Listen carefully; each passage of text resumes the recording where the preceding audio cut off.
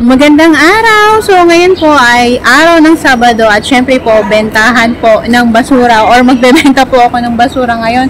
So ito po yung naipon ko sa buong linggong ito at yung iba po ay nandito sa isang lagayan po, ayan. So medyo marami po ngayon at saka medyo mabigat ng konti.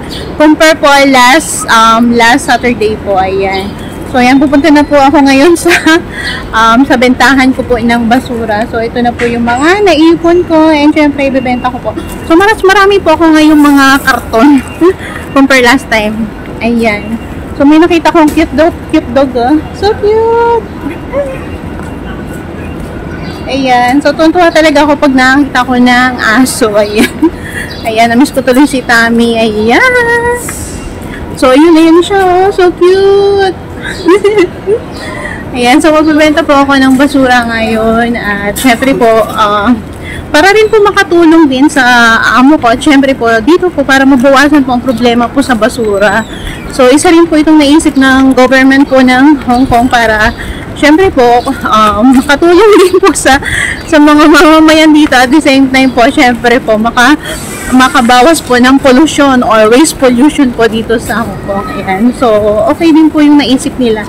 So, ang galing din po. So, halos lahat po ng mga pinaglalagyan namin or ano. So, naiipon po. At syempre po, pwede po siyang maging mapalit po ng ibang items po na pwede pong naiipon ko po sa card. So, yung pong card na yun, pagka nakaipon na po ako ng points, ipagpapalit ko po yun. Ayan, so medyo hiningal ako, naglalakad kasi ako.